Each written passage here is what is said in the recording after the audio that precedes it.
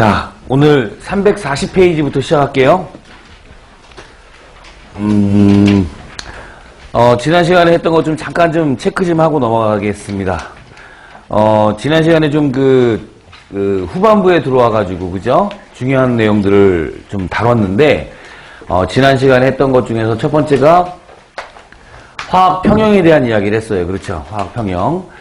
화학 평형은 일단 가역 반응에서 진행이 돼야 된다는 그 전제로 시작을 할 거고, 그 다음에 가역 반응에서의 평형 상수 구하는 방법, 그죠? 그리고 시험 문제 단골 출제되는 부분이죠. 뭐냐면 화학 평형의 원리, 르샤틀레의 원리, 그 다음에 평형에 영향을 주는 거. 대표적으로 화학 평형에 영향을 주는 그 물리량들은 어떤 것들이 있었어요? 첫 번째가 농도가 있었고요, 그죠? 그 다음에 두 번째가 압력이 있었고요, 그죠? 세 번째가 온도가 있었어요, 그죠? 특히 온도는 평형을 이동시킬 뿐만 아니라 평형 상수에도 영향을 주는 아주 중요한 인자였다라는 내용이 주를 이루면서, 그리고 이제 화학 평형은 그냥 전반적으로 뭐 산염기 단원이라든가, 그 다음에 지금 오늘 우리가 진도 나갈 산화환원 부분도 화학 평형에 대한 개념이 계속 들어가요, 그죠? 들어가는데 우리가 7장에서 다룬 화학 평형은 일단은 그냥 아주 일반적인 화학 평형에 대한 개념, 그죠? 상평형, 용해평형 정도까지 마무리를 짓고 나서, 그리고 이제 산염기 단원으로 들어갔습니다. 산염기 단원에서는 일단 산염기에 대한 정의가 있고요, 그죠?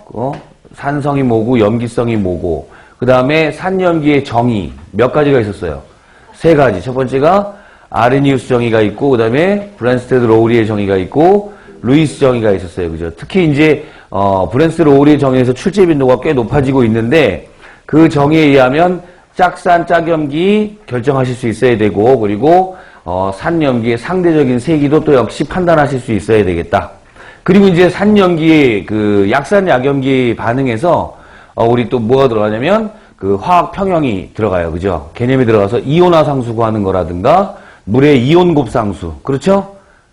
기억나시죠? 그죠? 자, 그런 내용들이 이제 산염기 단원 다뤄줬으며, 마지막에 이제 완충 용액을 하면서 산염기 단원이 마무리가 됐고요. 그 다음에 이제 우리 산화환원 부분 들어와서 지난 시간에 했던 내용이 어디까지냐면 산화환원의 정의가 있었습니다. 산화가 뭐고 환원이 뭐고, 특히 산화환원을 갖다 정의를 산소 입장에서 우리 산소와 결합한다, 떨어져 나간다. 수소가 또 결합한다, 떨어져 나간다. 그리고 전자를 잃는다, 얻는다의 개념 외에 우리가 산화수를 이용해서 정의를 한번 내려봤어요. 그렇죠? 산화수 결정규칙 8가지를 공부하면서 호돈성 물질의 산화수는 0이었고요. 그 다음 화합물의 산화수의 총합도 0이었고, 그 다음에 단원자 이온 같은 경우는 전하량이고 산화수였고, 원자단 이온은 산화수의 총합이 전하량이었고요. 그죠? 그리고 절대 마이너스 1이 있었고, 알칼리 금속은 플러스 1, 알칼리 토금속은 플러스 2, 그 다음에 알루미늄 같은 경우는 플러스 3. 그렇죠? 그리고 수소는 웬만하면 산화수가 얼마였어요? 플러스 1이었는데, 예외적으로 과산화물인 경우에, 그죠? 얘가 마이너스 2를 갖는 경우, 아니, 과산화물이 아니라 어디죠? 그렇죠? 금속과 결합했을 때, LiH라든가, 그 다음에 MgH2, AlH3, 이걸 대표적인 예를 들어드렸죠. 그죠? 그때는 마이너스 1이 되더라. 됐죠? 그리고 산소 같은 경우는 어때요, 여러분? 주로 마이너스 2의 산화수를 갖는데 반해 예외적으로 과산화물, 그죠? 과산화소라든가 과산화 리튬, 그죠? 금속 과산화물이죠, 그죠? 그리고 플로린과 결합했을 때는 예외적인 산화수를 갖는다. 이러한 결정 규칙에 따라서 산화수를 쭉 결정하는 것까지 학습을 하고, 그리고 이제 몇 가지 산화환원 반응의 예들을 공부를 했어요, 그죠? 특히 할로젠 원소의 산화환원 반응을 맨 마지막에 이제 지난 시간 마지막 부분에 얘기하면서 우리가 주기율표상에서 금속의 반응성이 크다, 뭐 반응성이 크다라는 얘기가 나오면 주로 산화에 대한 언급을 많이 해 나오고 있었는데, 그죠? 특히 할로젠 원소 같은 경우는 반응성 얘기가 나오면 산화가 잘 되는 게 아니라 환원이 잘 되는 걸 꼭 염두에 두고 문제를 풀어달라라는 부탁을 하면서 지난 시간이 마무리가 된 것 같아요. 오늘은 처음에 얘기한 것처럼 340페이지 화학전지와 전기분해, 얘 중단원 통째로 굉장히 중요합니다. 내용도 아주 내용은 교재 실린 내용은 굉장히 심플해 보이지만은 출제가 되면 학생들이 상대적으로 굉장히 어려워하는 단원이기 때문에 좀 시간을 좀 투자해가지고 좀 내용을 좀 챙겨보도록 할게요. 자, 우리 340페이지의 첫 번째 내용이 뭐냐면 금속의 이온화 경향이라는 거예요. 밑줄 치세요. 금속의 이온화 경향. 자.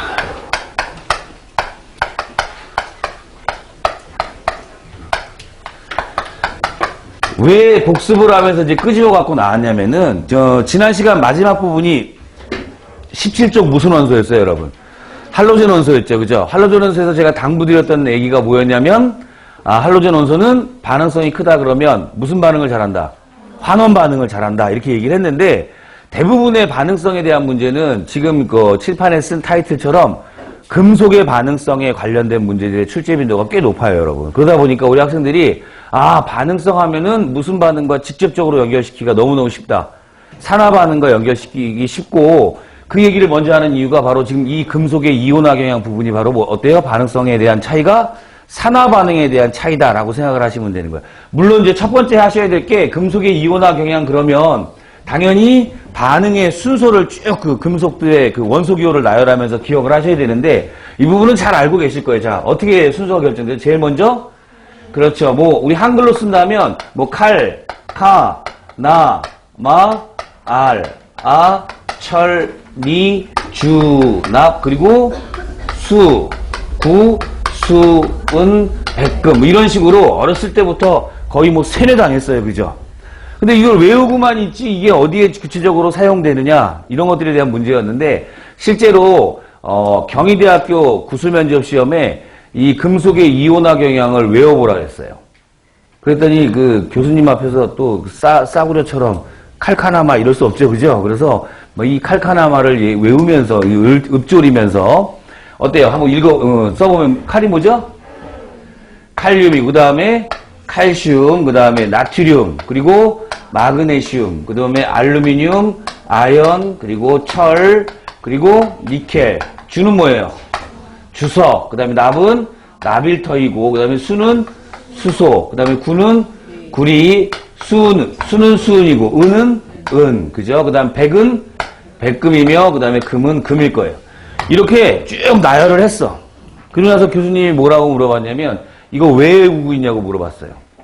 이걸 외우기만 했지, 외우고 있는 이유는 그닥 우리 학생들이 별로 관심이 없어요. 그죠? 우리 한번 이윤을 한번 학습해 본다면, 이렇게 나열해 놓고, 즉, 왼쪽으로 가면 갈수록 뭐가 커지는 거예요, 여러분? 그렇죠. 반응성이 증가하는 거죠?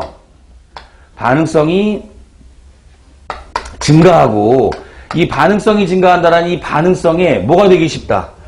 그렇죠. 산화되기 쉽다라는 얘기고, 산화된다라는 얘기는 무슨 이온이 되기 쉽다? 그렇죠. 전자를 잃고 뭐가 되기 쉽다? 양이온이 되기 쉽다. 뭐 이런 말들하고 결부가 되는 거예요. 그렇죠. 그죠?